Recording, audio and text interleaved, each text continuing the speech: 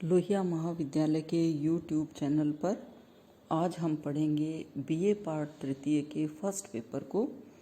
Online lecture में आज अपन notes आपको किस तरह से लिखने हैं इसके बारे में बताऊंगी। प्रश्न के किस तरह से आपको प्रश्नों को हल करना है। अपन ने कविताएं पढ़ी है और इसके बाद निराला के ऊपर अपना जो प्रश्न है, निराला के काव्य में प्रेम व्यंजना एवं करुण भावना, ये प्रश्न अपना हम पढ़ेंगे। तो चलिए स्टार्ट करते हैं।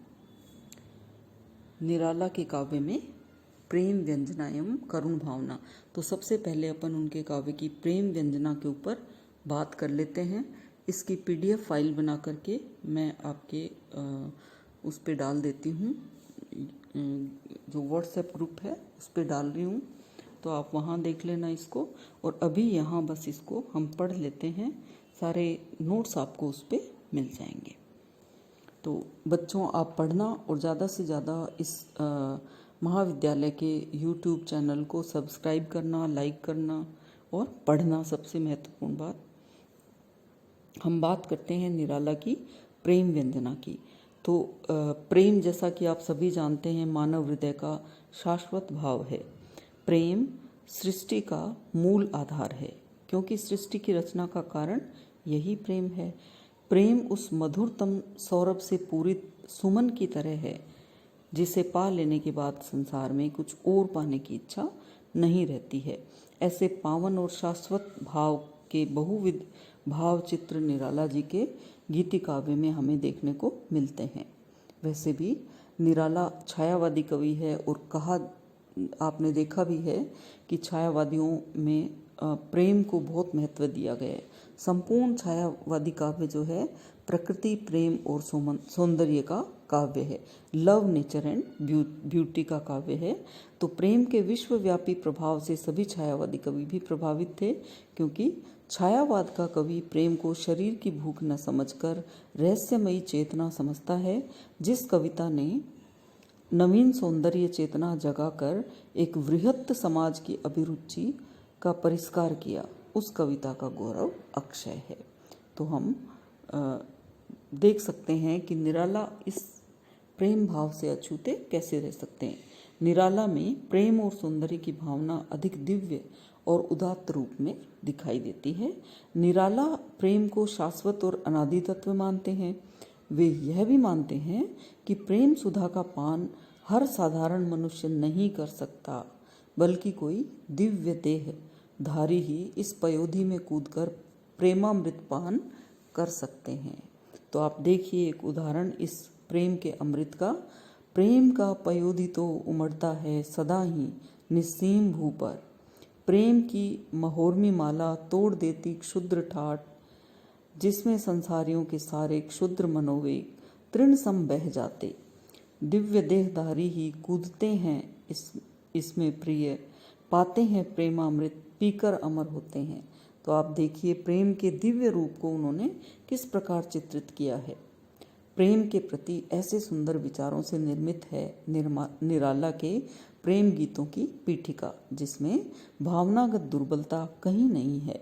ऐसा नहीं कह सकते हम कि कवि भावनाओं में बह गए हैं, लेकिन ये कह सकते हैं कि वो दिव्य भावों से उत्प्रोत है। प्राकृतिक सौंदर्य से रंगा उनका प्रेम उत्तेजना और स्थूल आकर्षण की नहीं, बल्कि उल्लास और आनंद की अभिव्यंजना करता है। प्रेम भाव की प्रधानता निराला के गीति काव्य में सर्वाधिक देख सकते हैं हम। उनके अधिकतर गीतों में प्रेम की अभिव्यंजना हुई है। निराला की दृष्टि में प्रेम ही वह सुदृढ़ बंधन है, जिसमें दो हृदय बंधकर रह जाते हैं। तो देखिए बच्चों, एक उदाहरण देती हूँ मैं। बांध बाहों में रूपों ने समझा अब पाया पाया, समझे दोनों था न कभी वह, प्रेम प्रेम की थी छाया।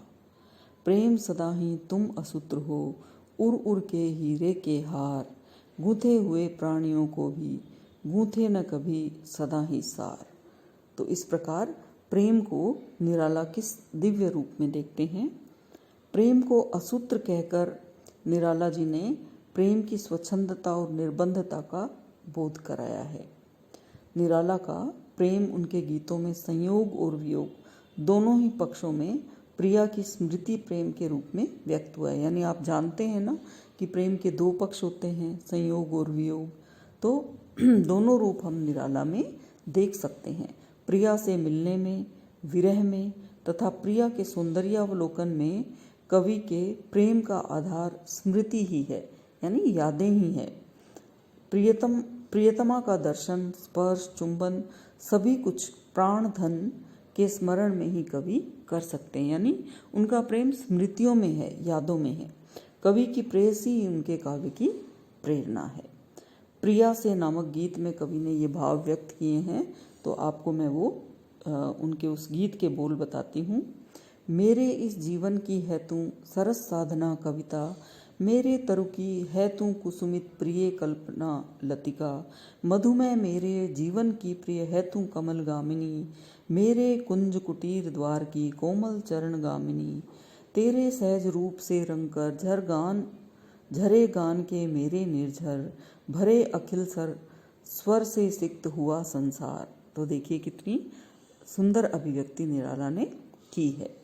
निराला जी की प्रेयसी में प्राकृतिक सौंदर्य से पूरित वातावरण में प्रिय मिलन की मधुर स्मृति का जो भाव दिखाई देता है बहुत ही मनोहारी है, बहुत ही सुंदर है। देखिए, याद है उषा काल, प्रथम किरण कंप प्राची के दृगों में, प्रथम पुलक फुल्ल चुंबित वसंत के मंजरित लता पर, प्रथम विहग बालिकाओं का मुखर स्वर, प्रथम मिलन गान, रूप के द्वार पर मोह की माधुरी, कितने ही बार पी मूर्छित हुए हो प्रिय, जागती मैं रही, गह बाह में बाह भरकर संभाला तुम्हें।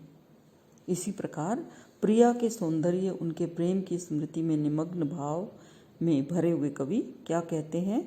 मृदु सुगंध सी कोमल दल फूलों की, शशि किरणों की सी वह प्यारी मुस्कान, स्वच्छंद गगन की मुक्त वायु सी चंचल, कोई स्मृति की फिर आई सी पहचान। तो देखिए कितना गहन भाव इनमें दिखाई देता है। निराला के राम भी प्रिया से हुए साक्षात्कार, अनुरोध और उनके गरिमामय सौंदर्य की मधुर स्मृति में निमग्न हो जाते हैं। उन्हें पृथ्वी तनया कुमारिका की वह दिव्य छवि याद हो आती है जिसे कभी उन्होंने निष्पलक देखा था।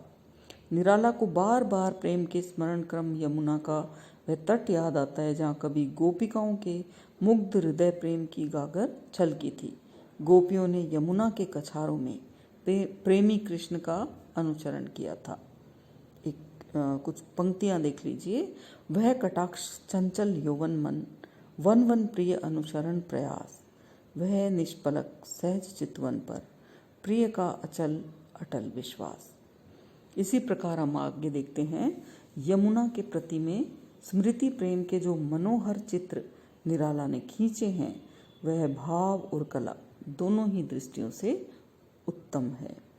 इस स्मृति चित्रण की अपनी एक मादकता है, अपनी मधुरता है जो अन्य सबसे अलग हटकर है।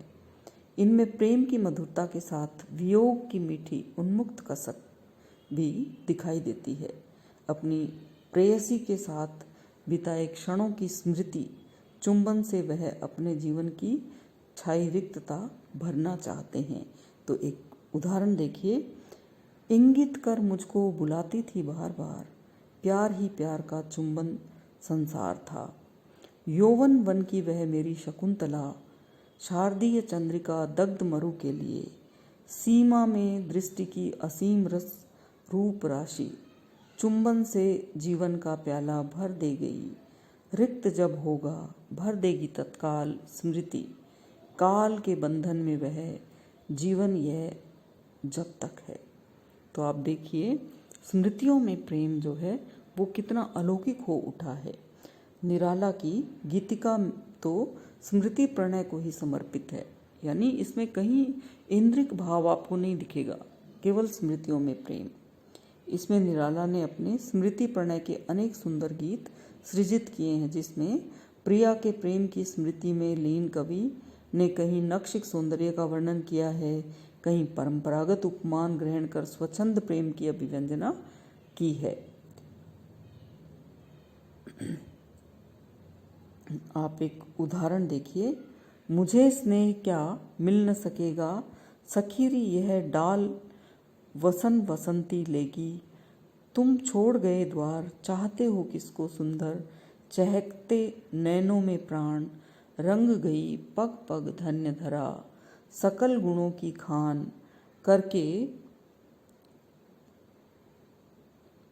सकल गुणों की खान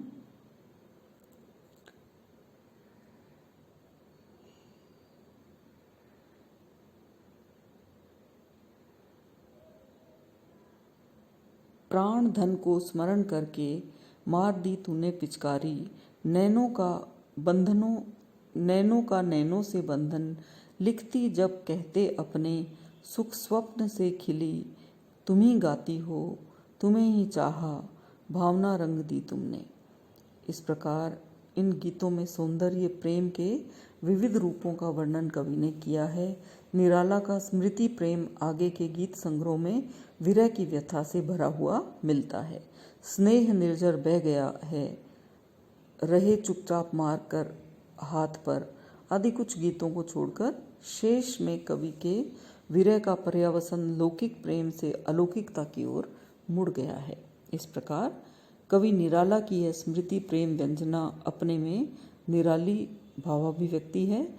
इस स्मृति में ही प्रिया का मधुर प्रेम आकर्षण, अनुनय मौन मिलन, तन्मयता, तृप्ति, विरह के क्रम में लौकिकता से अलौकिकता के प्रेम में मग्न हो जाना निराला की अपनी विशेषता है। तो बच्चों, आप पढ़ना और इस चैनल को सब्सक्राइब करना। धन्यवाद।